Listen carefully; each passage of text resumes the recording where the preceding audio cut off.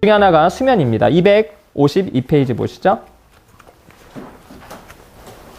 수면. 사람들은 수면이 의식이 없는 상태라고 말하지만 엄밀히 말하면 의식이 다른 의식으로 변하는, 의식의 상태가 변하는 게 수면입니다. 자, 수면. 왜 자는가? 사람들은 쉬려고 잔다라고 생각합니다. 그런데 쉬려고 자려면 여러분이 평소 깨어있을 때보다 적은 에너지를 써야 돼요. 물론 수면은 여러분이 열심히 운동할 때보다는 적은 에너지를 쓰지만 여러분이 편히 이불에 누워서 아무 생각 없이 이완했을 때보다는 수면 상태에 더 많은 에너지를 씁니다. 그러니까 에너지를 안 쓰기 위해서 좋은 방법은 아니라는 겁니다. 어떤 사람은 운동한 날 신체를 회복하기 위해서 수면이 많아진다고 합니다. 그런데 사실은 운동보다는 몸의 온도와 연관이 있다는 게 253페이지 실험에 있어요. 참가자 전원에게 러닝머신 달리기를 하게 했습니다. 한 집단의 참가자들에게는 선풍기로 바람을 쐬주고 피부에 물을 뿌려서 체온의 상승을 막았고요. 또 다른 집단은 아무런 좋지 않아서 체온이 1도 상승했습니다. 두 집단이 운동을 안 한 집단보다 모두 수면이 증가했다면, 수면의 변화가 동일했다면 운동했기 때문에 수면이 늘어났구나 할 수 있지만 사실은 두 집단의 차이가 있다면 이건 운동이 아니라 몸의 온도와 상관이 있다고 생각할 수 있겠죠. 실제로 체온이 올라가지 않은 집단은 운동 안 한 집단에 비해서 수면의 변화가 없었어요. 그런데 체온이 올라간 집단은 수면이 변화가 있었습니다. 특히 뭐가 많아졌냐? 서파수면이 많아졌습니다. 그래서 우리 몸이 회복하는 거는 서파수면과 연관이 있기는 한데 엄밀히 말하면은 뇌 온도와 연관이 있다. 이후 실험에서 재미있는 게 또 하나가 있어요. 253페이지 밑에서 세 번째 줄 보시면 이후 또 다른 실험에서는 헤어드라이어로 참가자의 머리와 얼굴을 따뜻하게 해서 뇌 온도를 1도 올렸는데 그 결과 6명 중 4명의 서파수면이 증가했다는 겁니다. 그래서 뇌 온도를 내리기 위해서 뭔가 수면의 변화가 있다. 근데 수면의 핵심은 렘수면입니다. 렘수면은요, 254페이지 중간 아래쪽에 보시면 빠른 안구 운동이라고 나와 있습니다. 빠른 안구 운동. 잠자는 사람의 눈을 봤을 때 눈알이 빠르게 움직이는 것을 볼 수 있는 수면인데 그걸 렘수면이라고 합니다. 그래서 수면은 렘수면과 비렘수면.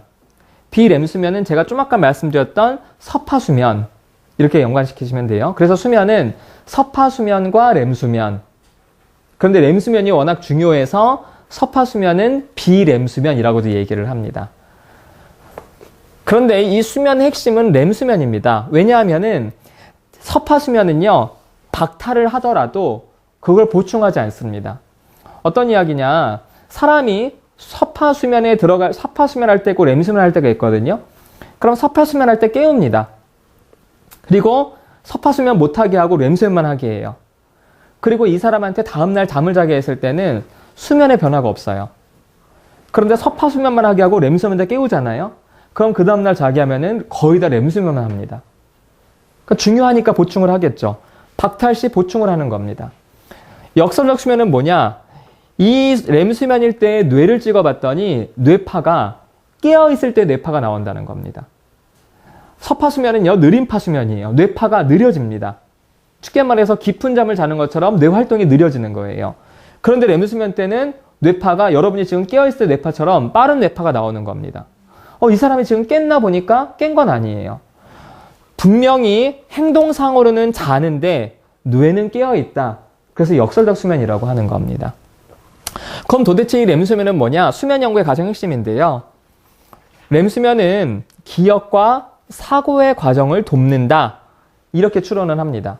그래서 여러분이 오늘 하루 종일 오늘 하루 종일 아니죠. 이제 오후 5시간 동안 이제 여기에서 저랑 같이 공부를 하시면 여러분 머릿속에 새로운 정보들이 들어가죠. 이렇게 많이 공부한 날은 아무 생각 없이 논 날보다 렘수면이 많아지는 거예요.